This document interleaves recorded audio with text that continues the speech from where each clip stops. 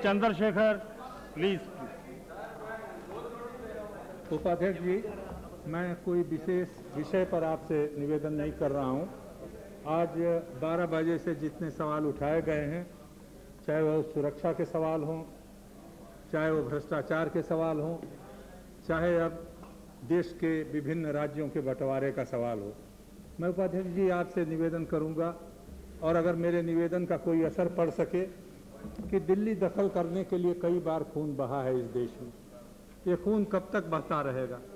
राज्य सरकारों में कुछ वोट पाने के लिए हम लोग कितने नारे लगाते रहेंगे, किस तरह की घटनाएं होती रहेंगी, मैं उनका जिक्र नहीं करना चाहता। उत्तराखंड बनेगा या नहीं बनेगा, छोटे राज्य बनने चाहिए, मैं भी मानता हूं, लेकिन क्या ये देश आज इस स्थिति में है कि हम फिर से राज्यों का वितरण कर सकें? क्या छोटे राज्य फिर हम बना सकते हैं? जिस समय पंडित जवाहरलाल नेहरू और सरदार पटेल थे, भाषावार राज्य बनाने के लिए कितनी आग लगी थी, कितना खून बहा था। आज जो देश की हालत है, मैं नहीं जानता, कैबिनेट ने सोच समझ करके फैसला किया होगा। ठीक चुनावों के पहले उत्तराखंड बनाने की घोषणा, और कब वो लागू होगी मुझे नहीं मालूम। फिर झारखंड बनेगा, फिर गोरखालैंड बनेगा, बोडोलैंड बनेगा। 15 या 18 जगहों से मांगे हैं, और ये विदर्भ में सब जगह के नाम 17 या 18 जगह है।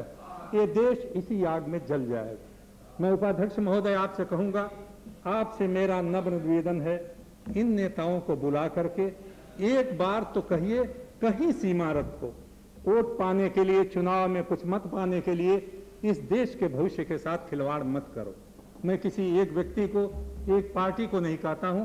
मैं जो कुछ हमारे नेवी के चीफ ने कहा है, उनकी व्याख्या से मैं पूर्णतः सहमत हूं, लेकिन क्या ये बातें वो अपनी रिपोर्ट में सेना विभाग को नहीं कह सकते थे? क्या ये बातें इस तरह से सार्वजनिक रूप से बहस में लाई जाएंगी? जिस तरह के कत्लेआम हो रहे हैं, अभी मैनपुरी के हमारे मित्र कह रहे थे, मैं नहीं जानता है सच है झूठ है कितना है, रोज इस तरह की चर्चा। संसद क्या इसलिए है कि जितनी देश की कमजोरियां हैं केवल वही हैं यहाँ पर बखान हो?